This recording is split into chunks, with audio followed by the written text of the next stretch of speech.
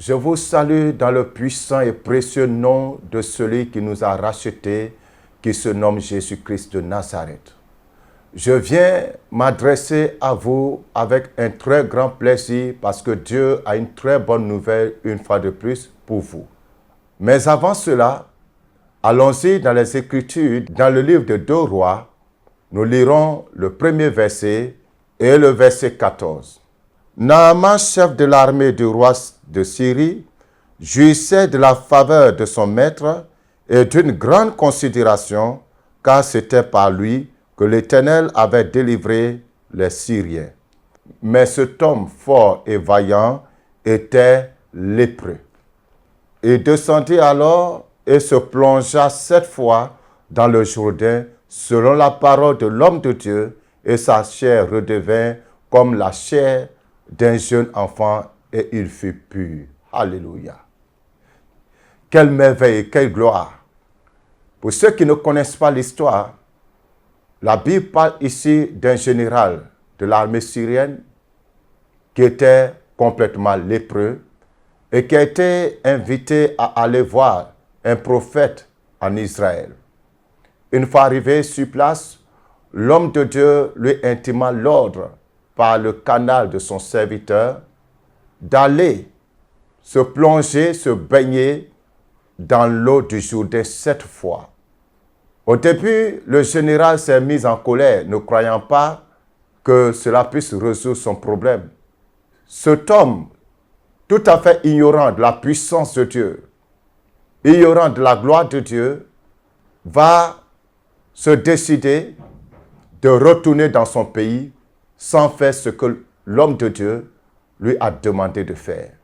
Mais Dieu soit béni, il a eu de très bons conseillers autour de lui qui l'ont exhorté à aller essayer quand même ce que le prophète avait dit. Et voilà, frères et sœurs, surprise, gloire, miracle. Dieu, à travers cette eau, cette action, a guéri cet homme de sa lèpre. Et la Bible nous fait comprendre que sa peau est redevenue comme celle d'un jeune homme. Alors c'est sur le témoignage de cet homme que je viens vous lancer un appel, que je viens vous lancer encore une invitation à la piscine des merveilles. Mais avant que je vous en dise plus, suivons ensemble ce témoignage. Alléluia. Amen. Alléluia. Amen. Je suis la chanteuse Émilie Adja. Je suis là pour raconter les merveilles du Seigneur. Nous sommes venus à la piscine des merveilles le vendredi. Avant même que je n'entre dans la piscine, j'ai passé mon temps à prier. C'est pas que je voulais le faire, mais l'Esprit me poussait à prier en langue, à prier en langue, à prier en langue. Et puis, je suis venue, je suis entrée dans la piscine. Quand je suis entrée dans la piscine, habituellement, quand je viens, je m'assois et puis je m'allonge. Mais ce vendredi, c'était comme si on m'amenait à faire un mouvement. Je devais tourner sur moi comme une toupie. Et puis c'est ce que je faisais. J'ai tourné sur moi et à un moment donné, j'ai senti qu'il y avait quelque chose en moi qui devait tomber. Et puis, je me suis écroulée dans l'eau. Après ça, je me suis allongée. Étant allongée dans l'eau, je sentais qu'il y avait une décharge qui prenait tout mon corps. À chaque fois, ça me secouait. En fait, c'est que d'autres disent, c'est comme s'il y avait un courant qui te prenait. Et là, dans cette vision, c'était comme j'étais morte. J'étais morte, je sentais que j'étais morte. Et puis, la décharge venait pour me ressusciter, Parce que pendant que j'étais dans l'eau, je me suis vue dans un cercueil. Je sentais que j'étais morte. Et c'est là, la décharge venait pour me faire sortir. Et le Seigneur m'a fait sortir. Alors, pendant qu'elle entend le raconter, vous pouvez voir un peu, comme elle le dit, elle est un peu secouée par une sorte de courant. Et c'est ainsi que le Seigneur était en train de travailler dans sa vie. On peut continuer. Amen. Amen. Maintenant, étant toujours dans cette position, je crois que c'est quand je suis revenue dans la... J'ai fait le deuxième passage. J'étais dans le... Et puis, j'ai entendu, on va t'enlever les bras. Puis j'ai crié, ah! Mais on m'a dit, j'entendais la voix, tu m'as dit, ça sera rapide. Effectivement, c'est pas ici, c'est pas là, mais c'est les deux côtés. Ils sont venus et puis, ils ont enlevé rapidement et puis ils ont remis les mains. Alors, tu as entendu la voix qui t'a dit, on va t'enlever les bras. Mais tu n'as pas vu quelqu'un, il n'y avait personne. Si, ils n'étaient pas physiques, mais ils étaient de part et d'autre. D'accord. Je ne les voyais pas, mais je sentais leur présence. Et ils avaient tenu les deux bras. Oui, en même temps. C'est-à-dire, automatiquement, ils ont enlevé, automatiquement, ils ont remis. Oui, est-ce qu'on peut acclamer le Seigneur?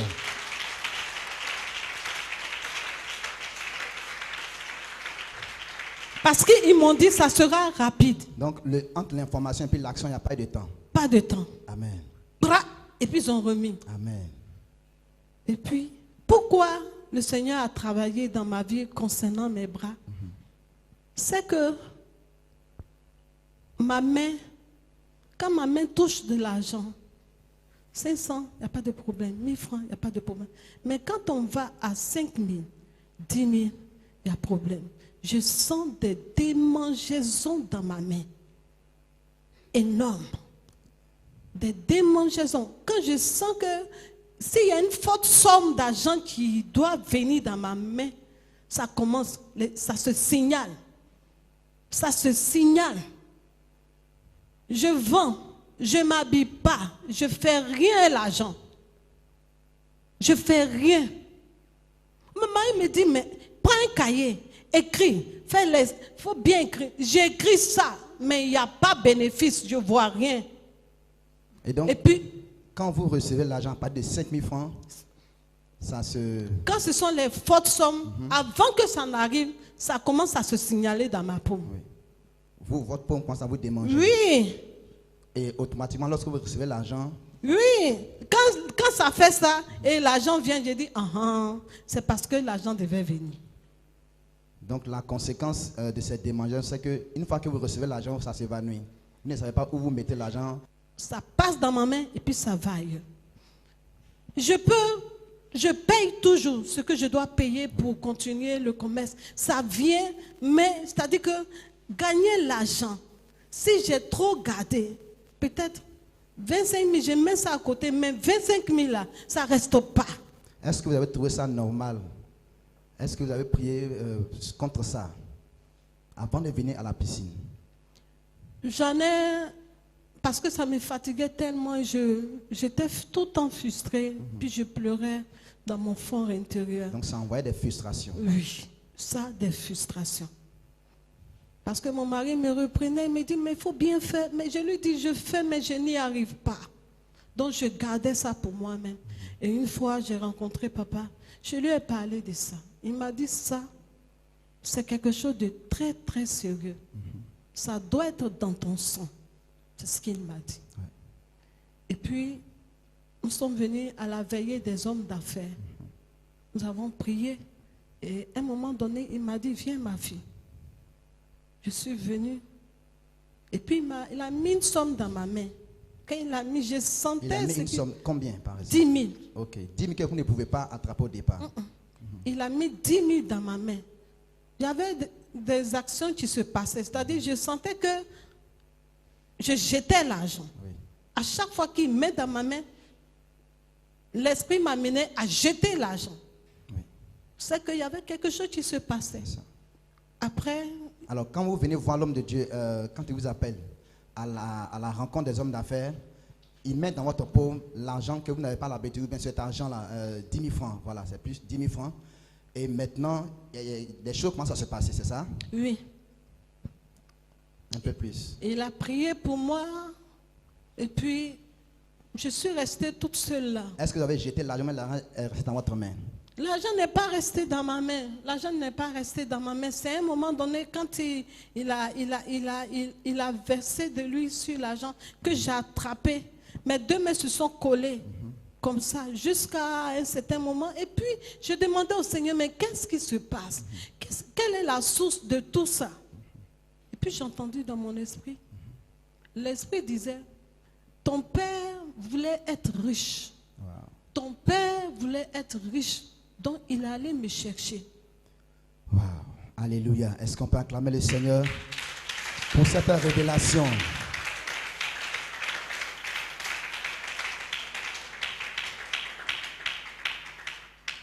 Donc, c'est ce que la voix vous a dit. Effectivement, j'étais encore jeune et puis tout d'un coup, j'ai vu mon papa. Il a commencé à monter des grades au travail. Il a eu une voiture, il a eu tant. On ne comprenait pas jusqu'à qu'on nous a donné une maison de fonction. Wow. Mais il avait un marabout au Burkina. Wow. Et c'est chez le marabout qu'il est décédé. Wow. Ok, donc pendant que vous étiez encore avec vos parents, vous avez vu que votre papa a commencé à monter subitement. Ça, Et vous rapidement. n'avez pas compris ce qui s'est passé. Non. Mais on était enfants. Et pourtant, avant ça, il avait commencé à aller voir. Et donc, c'est la conséquence de son action, c'est que vous êtes en train de subir à travers cet esprit-là. Je n'ai jamais su que c'est ce qui me fatiguait. Je ne Il ne vous a savais pas dit ça aussi? Non, depuis 90, il est décédé. C'est cette même chose qui travaille toute ma famille. Et Dieu m'a fait la grâce Amen. ce vendredi-là. Il fallait que ces mains-là soient arrachées, Amen. enlevées, Amen. pour que la délivrance puisse opérer, pour que aujourd'hui je puisse quand même attraper de l'argent, avoir de l'argent. Oui. Et séance tenance le vendredi, papa m'a dit, envoie l'argent. Oui. Quand j'ai pris l'argent, j'ai attrapé l'argent. J'ai mis à gauche, Amen. j'ai mis à droite. Amen. Il n'y a pas de démangeaison. Alléluia.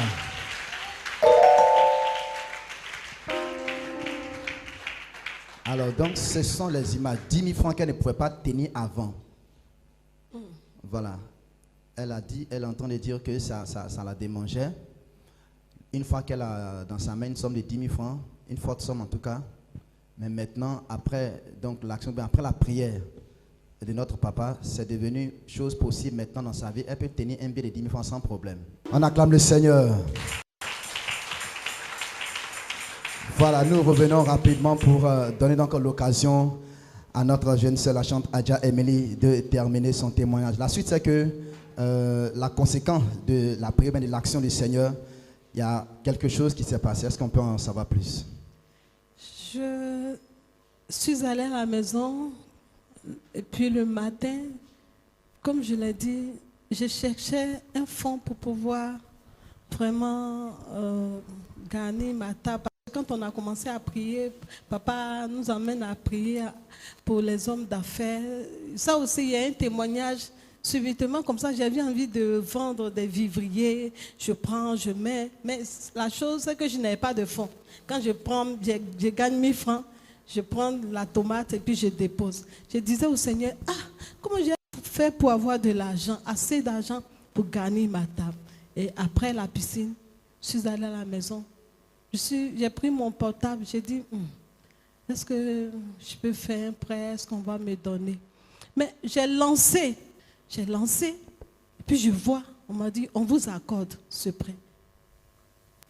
J'ai fermé mon portable, parce que je ne croyais pas. Cette somme-là, je n'ai jamais touché. Je ne sais pas. J'ai fermé. Et puis j'ai appelé mon mari. J'ai dit, on veut me donner un prêt. J'ai raccroché. J'ai envoyé un message à papa. J'ai dit, papa, on veut me donner un prêt. On veut me donner un prêt. Et finalement, j'ai accepté le prêt. Je crois que c'est les bras qui ont été enlevés. Ces bras qui m'empêchaient de toucher de l'argent. Ces bras-là ont été vaincus à jamais. Amen. Et le Seigneur m'a délivré.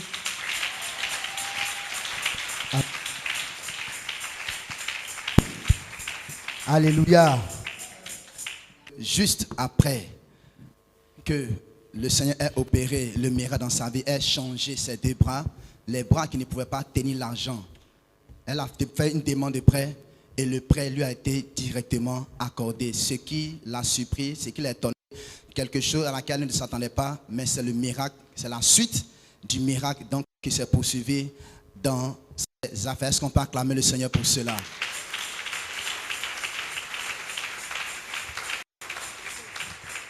Est-ce que tu peux dire quelque chose pour terminer? Je veux vraiment d'abord remercier le Seigneur, bénir le Seigneur pour ses actions dans ma vie. Amen. Et bénir aussi la vie de notre papa. Amen. Et il m'a dit que quand il avait prié pour moi, il est parti, il a dit au Seigneur, il faut enlever ses bras. Le Seigneur a exaucé son serviteur. Vraiment que Dieu le bénisse. Amen. Pour tout ce qu'il fait pour Amen. nous. Que Dieu le bénisse. Amen. Et surtout, je veux encourager des personnes à ne pas écouter ceux qui disent délivrance, délivrance, délivrance. Non. Chacun a son combat. Chacun a sa vie. Si tu sais ce qui te tourmente, tu sais les combats que tu as dans ta vie, viens au rocher. Viens au rocher. Le lieu où forcément tu vas rencontrer Dieu. Forcément. Tu as dit, Dieu se laisse trouver. Vraiment, je veux encourager ceux qui m'écoutent, ceux qui sont dans la salle.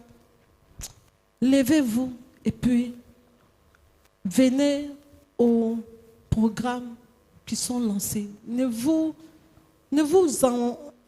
N'écoutez pas, parce que souvent il y a des serviteurs qui disent « Ah, les délivrances, Jésus a déjà tout fait. » Jésus a déjà tout fait, mais toi-même tu sais ce que tu fais. Donc je vais inviter les gens à venir au rocher pour recevoir leur délivrance, parce que Dieu tient toujours à ses promesses. Alléluia. Que le nom du Seigneur soit béni. Amen. On acclame le Seigneur Jésus.